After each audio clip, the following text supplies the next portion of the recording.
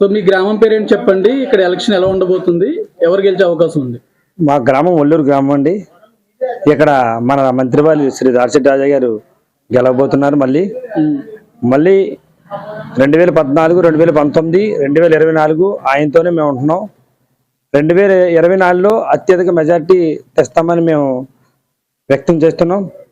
అలాగే మంత్రి గారు చేసే పనులు ప్రతి ఒక్కరికి కూడా వాళ్ళ ఇంట్లో సంక్షేమ పథకాలు అవనివ్వండి, అభివృద్ధి అవనివ్వండి బాగా చేశారు మంత్రి గారు. అలాగే ఆయన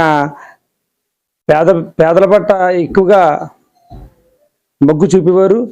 అలాగే చాలామంది కూడా నేను నా కళ్ళారుగా నేను చూసినప్పుడు కూడా చాలామంది అన్న మా ఇంట్లో ఏమీ లేవన్నా, నాకు ఇంత ఆపద వచ్చింది, ఇంత అలాంటి చాలా ఎక్కువగా చేసిన వ్యక్తి ఎవరంటే మన దాడిశెట్టి రాజా గారే.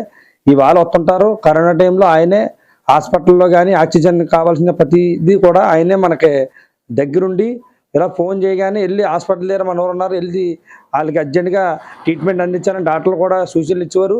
అలాగే ఎక్కువగా మన ప్రజల పట్ల కూడా ఎక్కువగా ఆయన ఆక్సిజన్ కావాల్సిన తర్వాత వెంటిలేటర్ కావాల్సిన సడన్గా ఆ కరోనా టైంలో మనల్ని అందరినీ చాలా బాగా కాపాడండి.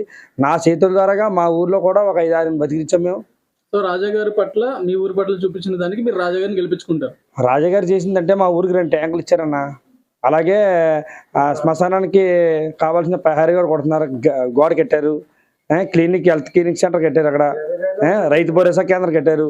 ప్రతిదీ కూడా మా ఊరికి ఆయన మంచి చేశారని నేను అనుకుంటున్నాను. ఇంకోటి ఏంటంటే గతంలో కంటే మా ఊరికి వాటర్ సమస్య ఎక్కువ ఉండేది. గత ప్రభుత్వంలో కంటే ఆ సమస్య మా ఊరికి తీర్చారండి. తర్వాత ఇంకోటి ఏంటంటే మళ్ళీ జగనాన్ని సీఎం చేసుకుంటాం. జగనన్న కూడా ఒకటే అంటున్నాడు ప్రజల్ని, నా పార్టీ కానీ నేను నచ్చితే మీరు ఓటు వేయండి, నేను ఇచ్చిన సంక్షేమ పథకాలు మీకు నచ్చితే మాకు ఓటు వేయండి అని చెప్తున్నారు ఆయన. దాన్ని బట్టి ఏంటంటే ప్రతి ఒక్కరు కూడా సంక్షేమ పథకాలు ఇంటికి వెళ్ళి ప్రతి ఒక్కరికి మీ అందులో కూడా ప్రతి లబ్ధిదారుడికి 3 లక్షలకి 4 లక్షలు కూడా లబ్ధిదారు పొంది ఉన్నారు. అలాగే ఇల్లు స్థలాలు కూడా మా పంచాయతీలో ఎక్కువగా ఇచ్చాం. దాన్ని బట్టి ఏంటంటే రాజా గారిని గెలిపించుకుంటాం.